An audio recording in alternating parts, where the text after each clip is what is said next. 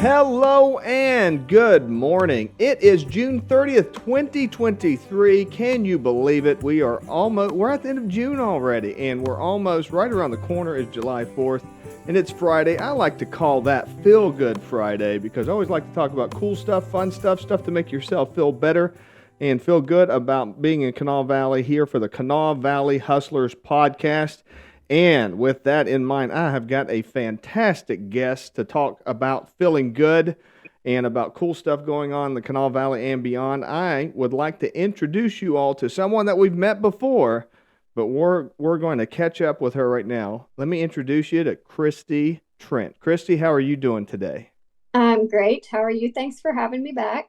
Absolutely. And I want to ask you, first and foremost, what's your hustle? Well, by day, I am a programmer. I am a kind of fitness and food fanatic and have been doing some book writing and coloring book creation by night. So, So just so everybody knows, if you go down to the first comment on this video, you will see a link to events that Christie's got coming up. She's got stuff coming up July 11th and 13th, 19th and 20th, the 20th of July, the 29th of July, 4th of August. Oh my goodness, Christie, what is going on? What is all this stuff that you're doing?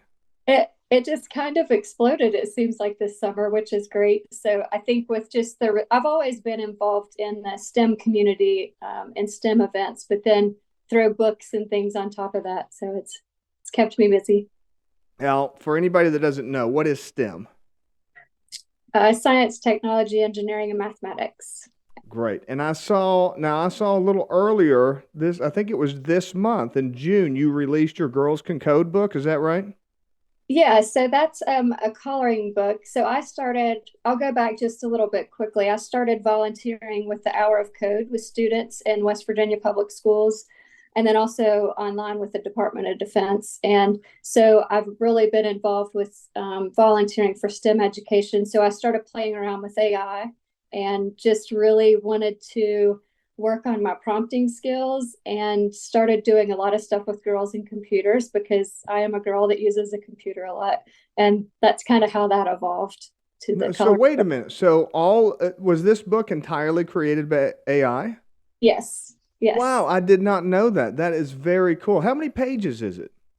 Um, 40 some, I don't remember off the top of my head. I'm sorry. Well, I've seen some of the pictures that you've shared, and the pictures look incredible. They've all got girls coding. Now, there's one thing that I noticed on a lot of those. I got to ask you about. A lot of the girls are wearing headphones. Is that pretty common with coders these days? Well, a lot of the ones that I know, we have to hyper focus and kind of zone out. And I think I started doing that mostly when I was in an office environment, but even at home, just listening to music really helps me tune out anything, any distractions. Gotcha. And so you kind of got to get in the zone before you can start programming, right? Yep. Yep. Do you specialize in any specific type of programming, any languages or frameworks or anything like that? I do a lot of stuff. My larger client right now is in the medical industry. It's a contract I've been on for a couple of years, and it is primarily Cold Fusion, Microsoft SQL Server, jQuery, Bootstrap. So what you've got going on here, you correct me if I'm wrong, but you've got your own business where you're doing coding, you're doing book publishing, and you're doing some what would you call it, health and fitness kind of exploration, or what would you call your harvesting change book? Um, well, it's really like my journey since 2020. I think I mentioned this last time. It was kind of a blessing and a curse, because I had all of this. I was stuck at home, but I had all of this free time and also was having some health issues. So I just researched a lot and found what worked perfectly for me for inflammation. And I just started sharing it with people because when you go from feeling awful every day to feeling amazing, you kind of want to let people know, like, hey, there's hope. So So that was all kind of an evangelistic effort on your part, right? I think so. And I really never, I had a couple of book ideas in mind, but never really thought about plant based. But I had a few people write me and say, hey, do you have a cookbook? Hey, do you have a book on how to start eating plant-based? And that's kind of how the need seemed to be there. So I decided to write a book for those people. Wow, that is very cool. So, and that is your harvesting change. Is that out now or is it coming out? July the 2nd or July the 6th, it's coming Okay, out. so it's right around the corner. So Yeah. next week, and I assume that can be picked up on Amazon? Yes, Amazon. It'll be available on Kindle and for print. And then also I'm setting up at Dunbar Library on, oh goodness, I forgot the date. Oh, July the 22nd.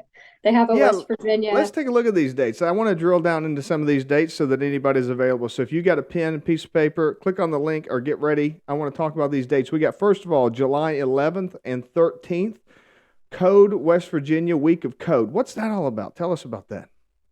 So they're doing a teachers, I guess, kind of conference or summit. My friend Nellie Drummer is a STEM educator at West Virginia Public Schools and very involved with Code West Virginia. And I'm just going to stop in and talk to some of the teachers there about my background and living in West Virginia and basically how I got started. And I really do have the life of my dreams, and it's because of STEM. So. That's wonderful. So this is a realistic future and a career for kids out there, right?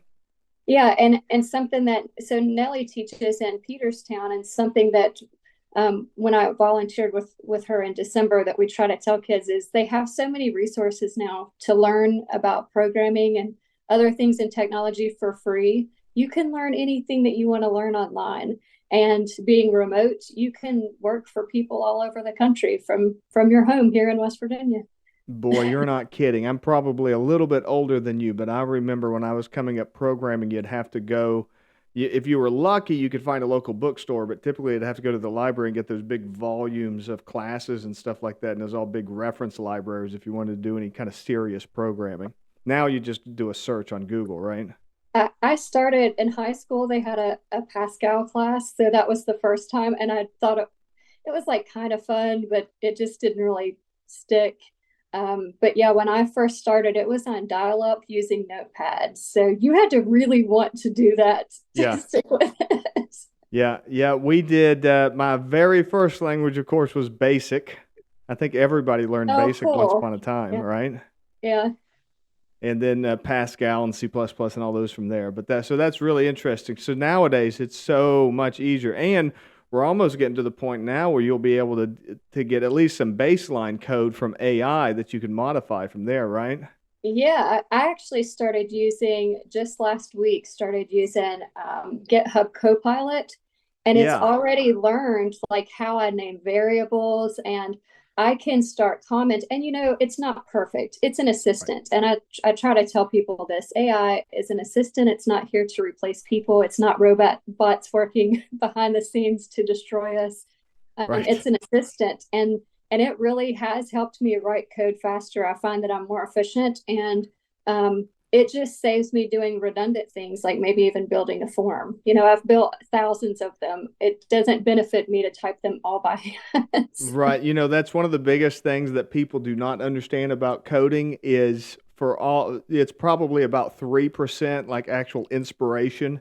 And then the other 97% is just rewriting the same code that you've written 100 times. Yeah, yeah. I try to make things modular, but you have a Yep. lot of things you're doing over and over and over.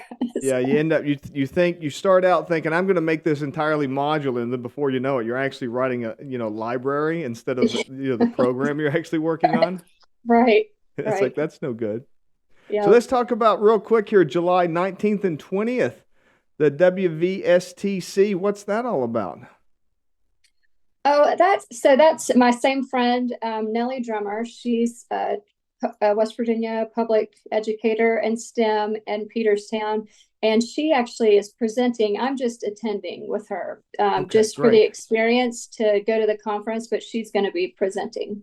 And that's the statewide technology conference right up there in Morgantown. And then the 22nd, July 22nd, you've got the author meet and greet in the Dunbar Library. What are you going to be talking about there? So we're going to have tables set up. I I don't know the list yet, but there'll be a lot of different people selling their books and available for meet and greets. So I'll have a table set up and I'll have copies of my books there to sell. And I'm going to be doing a little, anybody that buys a book that day, I'm going to have a little West Virginia gift basket raffle. Awesome. That's great. So then the 29th, we've got the back to school event. I can't believe the back to school stuff is going to be starting in a month. Tell It's me what great. that's all about. It's crazy. Tomorrow's July. I This year's know, just it's gone by. awful. Don't So remind me. I don't know all the details to that. It basically, when I was talking to Dunbar Library about the 22nd event, they said that they had an event where local businesses could donate things for kids to pack their backpacks. So I have a bunch of crayons and I'm going to print out a bunch of coloring book pages and give out some bookmarks that they can color and things like that. Great. And then August 4th, that's the day after my birthday, by the way. My birthday's August 3rd. So Oh, cool. August 4th is the Kids Can Code event at the Dunbar Library. What's that? What's going on with that? So we're gonna do a kind of like Hour of Code. So Hour of Code I've participated in for um, I think about 7 years, but it's just an hour where all public schools teach kids about programming during Computer Science Week in December. But it'll be formatted kind of like that, where we have a little bit of instructional demo on the code.org website. And on August the 4th, it's for preteens, but if they have enough interest, we'll do different age groups and other classes as well. Awesome. Well, Christy, I want to thank you so much for joining me here today. Is there any last words you would like to, is there anything I missed, anything you'd like to talk about with the audience before I let you go? Oh, no, this has been wonderful. Thanks so much for having me back. If anyone needs to find me, they can find me on that website, Christie.technology. Awesome. Great. Thank you so much. Hang on for just a second. I'm going to say goodbye to the folks, and then I'll be right back, okay? Okay, thank you. Thank you all so much for watching here today. I hope that you found that interesting, some cool stuff. Make sure you check out that link and make sure you add those events to your calendars. If you've got kids, those Kid to Code events, those are going to be good. Coding is going to be important in the future. Don't let anybody tell you that AI is going to take those jobs over. Coding is going to be just as big in the future as it is right now. And AI is going to be used as a tool, not as a replacement for human beings. I know there's plenty of doom and gloom out there, but believe me on that. Thank you so much for watching today, and I will see you all again next week. Until then, bye-bye for now.